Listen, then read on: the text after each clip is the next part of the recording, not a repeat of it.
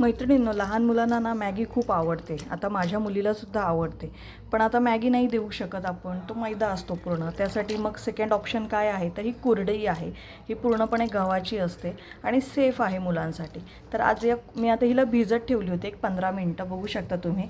आणि त्यानंतर आपल्याला ही छान अशी मोकळी करून घ्यायची आहे आणि 3-4 पाण्याने छान धुवूनसुद्धा घ्यायची आहे. ठीक आहे. आता धुवून का घ्यायची आहे बघा, ही अशी बाहेर वाळवलेली वगैरे असते ना, तर त्यामुळे याच्यावर धूळ वगैरे असते. म्हणून आपल्याला हे 2-3 वेळा छान असं स्वच्छ पाण्याने धुवून घ्यायचे आहे आणि पूर्ण अशी व्यवस्थित हाताने तोडून घ्यायची, जेणेकरून ही पूर्ण कुरडई जी आहे ती सेपरेट होईल.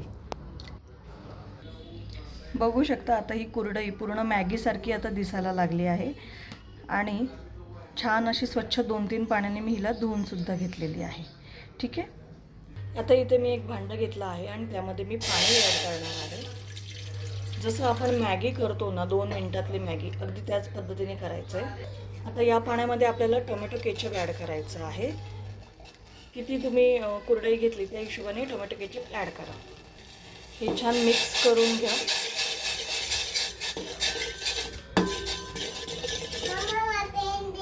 मध्ये आपल्याला चवीनुसार मीठ ॲड करायचं आहे आणि हे छान मिक्स करून घ्यायचं आहे.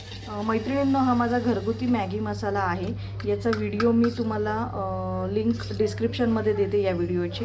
तर हा घरगुती मॅगी मसाला मी बनवला आहे मॅगीसाठीच खास, आणि तुम्ही कुठल्याही भाजींमध्ये सुद्धा हा मसाला ॲड करू शकता. तर आता मी हा 1 चमचा, म्हणजे 1 चमचा पण पूर्ण नाही आहे, अर्धा चमचा घेतलेला आहे मसाला. तो आता मी या मॅगीमध्ये हा मसाला ॲड करणार आहे आणि छान असं मिक्स करून घ्यायचं आहे. आपण यामध्ये पाणी, त्यानंतर टोमॅटो केचप, मीठ आणि मॅगी मसाला ॲड केलेला आहे. आता छान उकळी येऊ लागली आहे आपल्या पाण्याला. हे बघा, मस्त उकळी येऊ लागली आहे. मग आपली ही मॅगी आपल्याला यामध्ये सोडून घ्यायची आहे, कुरडई. आणि जशी आपण मॅगी करतो ना, अगदी सेम तीच प्रोसेस आहे, काहीच नाही. फक्त यामध्ये टोमॅटो केचपसुद्धा घरगुती आहे आणि मॅगी मसालासुद्धा घरगुती आहे. त्यामुळे याच्यामध्ये अजिनोमोटोचं प्रमाण अजिबात नाही आहे आणि तुमच्या मुलांसाठी अगदी हेल्दी असं ही मॅगी होणार आहे. मुलांना अजूनही मॅगीची चव माहीत नाही आहे. माझी तर 2-2.5 वर्षांचीच मुलगी आहे, त्यामुळे तिला अजून मॅगीची चव माहिती नाही, म्हणून मी हे करते.